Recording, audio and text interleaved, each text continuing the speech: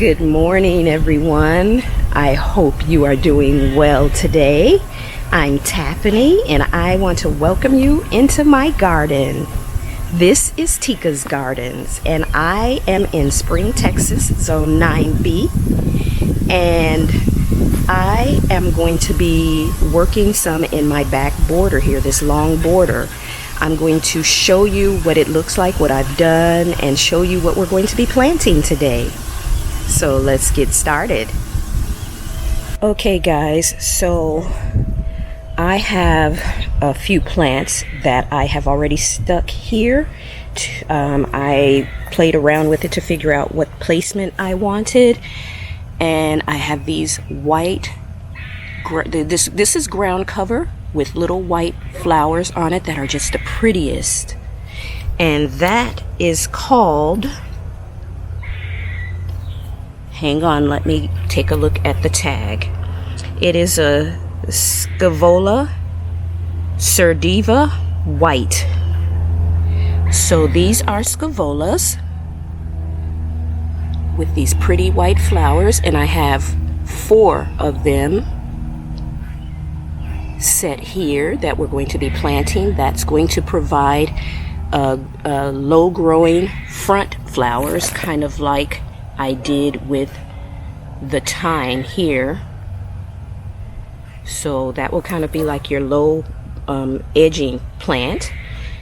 Behind it, of course, is a transplanted oregano, and this will grow just as big as the other oregano. These are actually pieces from the oregano down there. And so while it's a little skimpy and stuff now, and there looks like there's space here, by the time this spreads out, it will probably spread out to about right here, not leaving too much space for another plant. So while it looks like there's an empty space now, I have to plan for that because these grow pretty fast for me, and it will fill in and spread out pretty quickly. So you have that with the lower ground cover in front of it, the Scaevola. And then there's the Vix plant with a pentis behind it. And the pentis, you may recognize it because it is planted over near the patio as well. This is a pink graffiti pentis, and these are so pretty, and I have 3 of them stuck inside of the little empty spaces. And then at the back I have a sombrero coneflower mix, and although it's not all of the way up yet and my yarrows are just laying over, but that is a Rebeckia.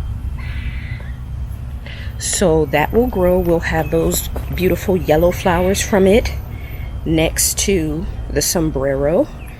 And where the yarrow is sitting, I'm going to replace the yarrow with something that can kind of match the theme and everything of what's going on here. So in essence, what I am doing is going from low, medium to high to the shrub. And the bird bath, of course, is behind it. I have to fill it with water, but I didn't want to put fresh water in it. I emptied it out yesterday. I didn't want to put fresh water in it until I planted the flowers. And I kind of feel like I'm a little too close to the bird bath, but at the same time, I like having it right there. So when I take up the yarrow, I'll probably do something like a Shasta daisy or something like that. I'll figure it out. But I'm kind of doing my version of the lush green, but with herbs and with a few flowers stuck in, as I mentioned, you know, from my inspiration pictures and stuff that I showed you guys before. So the things that are in here that will be evergreen are, of course, the Blue Point Juniper, the Sunshine Ligustrum, the Dwarf Euonymus, which, you know, take into consideration that will, you know, have a little bit of spread as well. The rosemary tends to stay green all year for us. The oregano tends to stay green all year for us as well. So those are the things that will truly be green for us year round. We have the thyme, which may or may not. They'll stay until the frost. I'll say that much. And then we've got some things that are, of course, perennials, which are going to be your Rudbeckia, your coneflower, whatever else I choose back there, and the bergamot. And Angelonia can be a perennial here, like this one came back, but I haven't always had that luck. And the Vix plant is new for me, so I will see if it lasts through the frost. But yeah, those are my evergreen components. The shrubs, the rosemary, and the oregano. I do have to say this Mexican tarragon made it through the frost as well, both frosts. So I'm impressed with it. Does that mean it will make it through this next ones? I don't know, but we'll see. But I wanted something lush and green with pops of color in it, and I showed you the inspiration pictures in the last video, or one of my previous videos, and so that's what I'm achieving here. And you may also notice that I raised the canopy on the sunshine ligustrum, and that's so I can make sure that the sprinkler gets to it. I may allow the front to drop a little bit so there's that lime green black backdrop for these red and yellow flowers, but that is what we're going to do. We're going to get the scaviola in the ground, the pentas in the ground, and the sombrero coneflower to add some color here. So let's get started with the planting.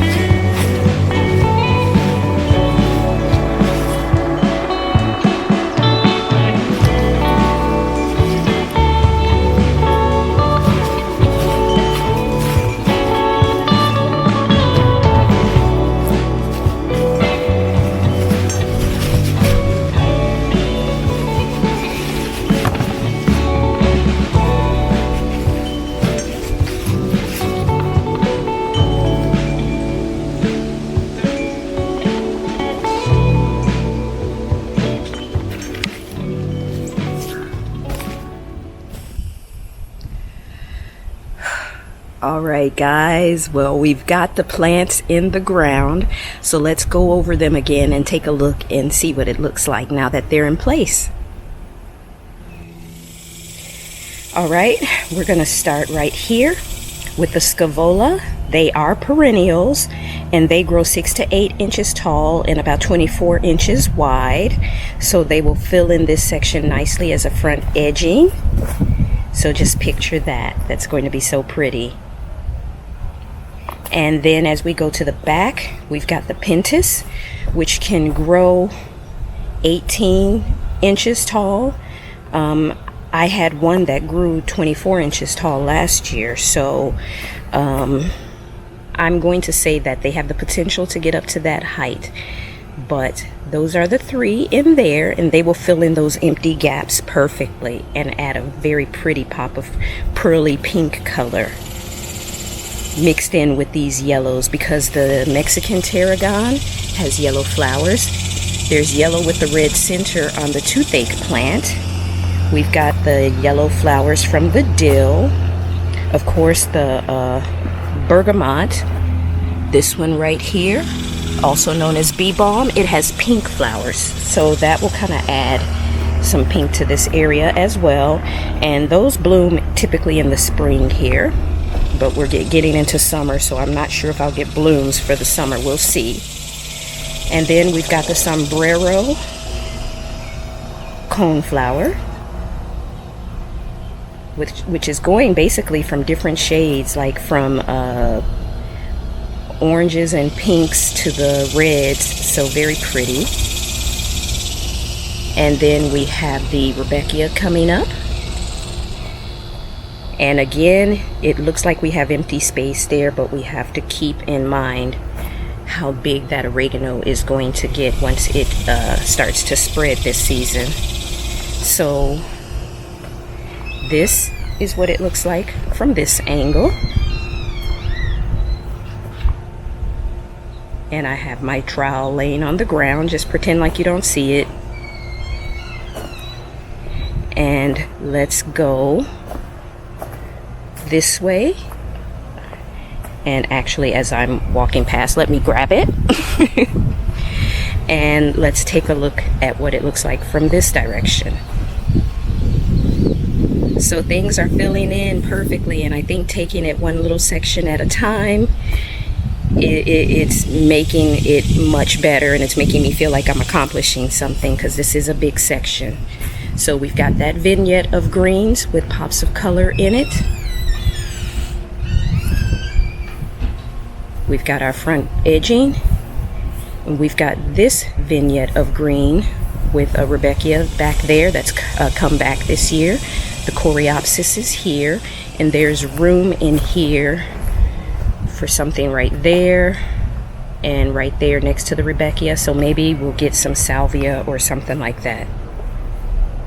But let's focus on one section at a time. So that is so pretty. And we have one more flower to figure out. We have to replace that yarrow with something that's also going to be as bold as the Rudbeckia and the coneflower.